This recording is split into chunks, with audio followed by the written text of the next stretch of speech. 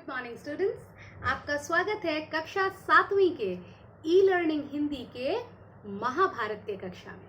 आज हम महाभारत का जो पाठ पढ़ने जा रहे हैं उसका नाम है द्रोणाचार्य। तो चलिए पाठ की शुरुआत करते हैं। आचार्य द्रोण महर्षि भरद्वाज के पुत्र थे। पांचाल के राजा के पुत्र द्रुपद भी द्रोण के साथ ही भारद्वाज के आश्रम शिक्षा प्राप्त कर रहे थे। कौन? पांचाल के राजा के पुत्र द्रुपद। दोनों मित्र थे।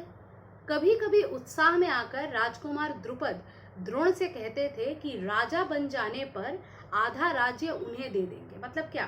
द्रुपद राजा की संतान थे और द्रोणाचार्य जो थे वो राजा के परिवार से बिलोंग नहीं करते थे। दोनों एक साथ शिक्षा ग्रहण करते थे। अब शिक्षा ग्रहण करते वक्त तब तो सब एक जैसे ही रहते थे, तब तो उनमें कोई डिफरेंस नहीं रहता है स्टेटस का। तो वो कहते थे कि जब मैं राजा बनूंगा, तुम मेरे इतने अच्छे दोस्त हो, तो मैं अपना साम्राज्य का आधा भाग तुमको दे दूंगा। तो उसके बाद क्या हुआ कि शिक्षा समाप्त होने के बाद द्रोणाचार्य ने कृपाचार्य की बहन से ब्याह कर लिया। शिक्षा समाप्त हो गई और द्रोणाचार्य ने क्या किया कि कृपाचार्य की बहन से विवाह कर लिया। ठीक है। उन दोनों से एक पुत्र हुआ जिसका नाम अश्वत्थामा था।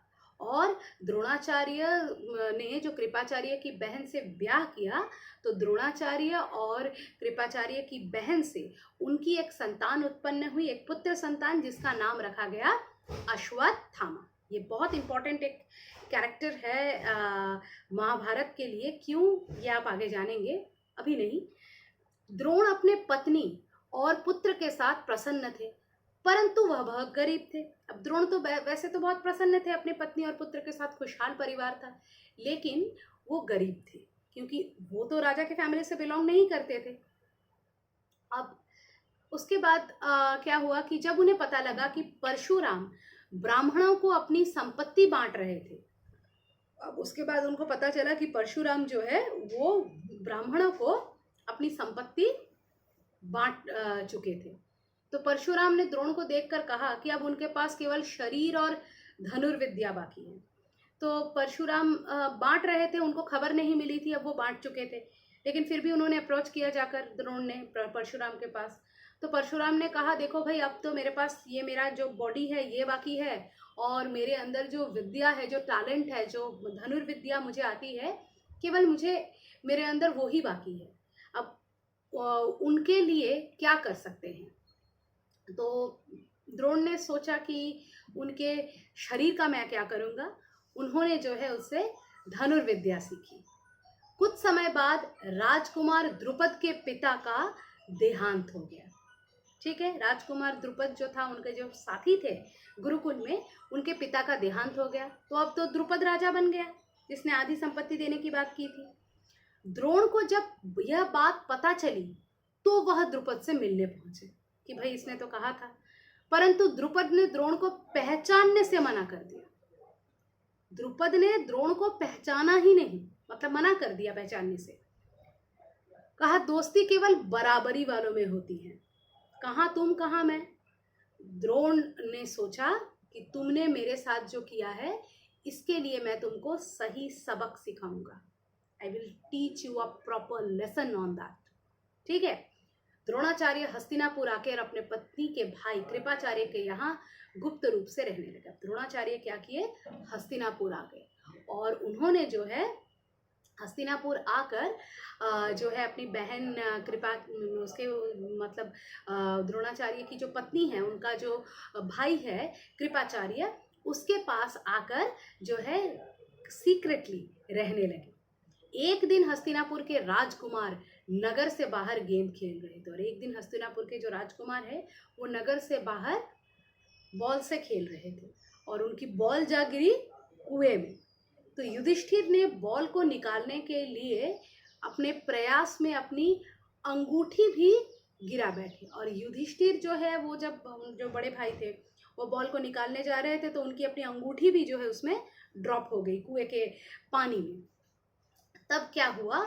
द्रोण ने अपनी धनुर्विद्या से ऐसे तीर चलाए कि जो है वो मतलब एक सीरीज ऑफ तीर से ऐसे मतलब बॉल पर लगी, फिर उसके ऊपर तीर के ऊपर एक और तीर, फिर तीर के ऊपर एक और तीर, इस तरह से एक चेन बना दिया। बॉल के ऊपर तीरों का एक चेन बना दिया और वो चेन ऊपर तक आ गई। तो इस प्रकार से क्या हुआ कि उन्होंने जो है बॉल को इजीली पिक कर लिया।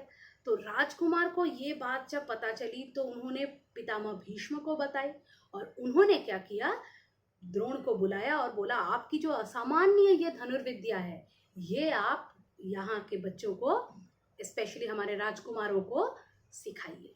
तो द्रोण ने राजकुमारों को धनुर्विद्या सिखाई। अब उनको नौकरी मिल गई, अब उनके पास धन दौलत की कमी नहीं थी और वो जी जान से जो परशुराम से उन्होंने धनुर्विद्या सीखी थी उनका उपयोग करने लगे।